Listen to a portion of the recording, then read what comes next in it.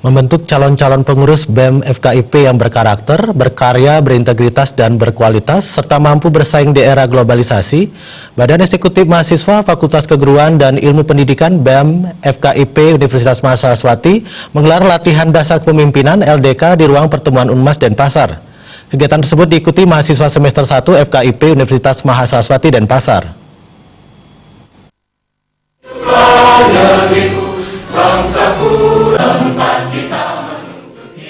Ketua Panitia Latihan Dasar Kepemimpinan LDK BEM FKIP Unmas Denpasar Nikomang Juliastri mengatakan LDK tersebut diikuti oleh mahasiswa semester 1 FKIP sebanyak 61 orang.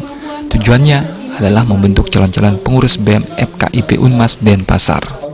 Peserta LDK kali ini yaitu terdiri dari semester 1 dari Fakultas Keguruan dan Ilmu Pendidikan yang terdiri dari 61 orang. Kegiatan ini yaitu guna membentuk calon-calon pengurus BEM FKIP Unmas Denpasar periode selanjutnya. Hal senada diungkapkan Ketua BEM FKIP Unmas Denpasar Putu Renaldi Artanugraha. LDK tersebut membentuk calon-calon pengurus BEM FKIP Unmas Denpasar untuk periode selanjutnya yang berkarakter, berintegritas, mampu berkarya, dan berjiwa organisasi, serta dapat melanjutkan kepemimpinan sebelumnya.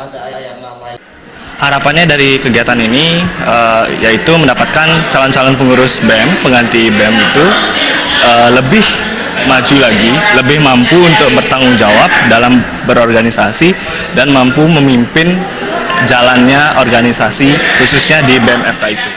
Setelah membuka latihan dasar kepemimpinan Dekan FKIP Unmas Denpasar, Nyoman Suparse mengungkapkan, di era digitalisasi dan revolusi industri 4.0, pihaknya senantiasa menekankan mahasiswa sebagai calon pemimpin. Mahasiswa adalah harus memiliki konsep 7 kepemimpinan ideal, yakni pemimpin harus cerdas, berinisiatif, bertanggung jawab, dapat dipercaya, jujur, rela berkorban, serta dicintai dan mencintai organisasinya.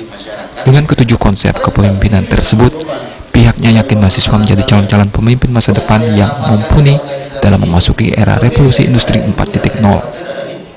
Seorang pemimpin itu harus memenuhi 7 kepemimpinan ideal.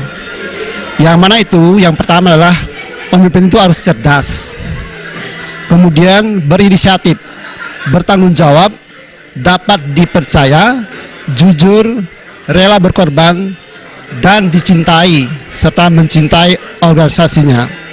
Sebab dengan 7 kepemimpinan yang ideal itu, kami yakin mereka akan menjadi calon-calon pemimpin masa depan dalam memasuki atau dalam era 4.0 ini.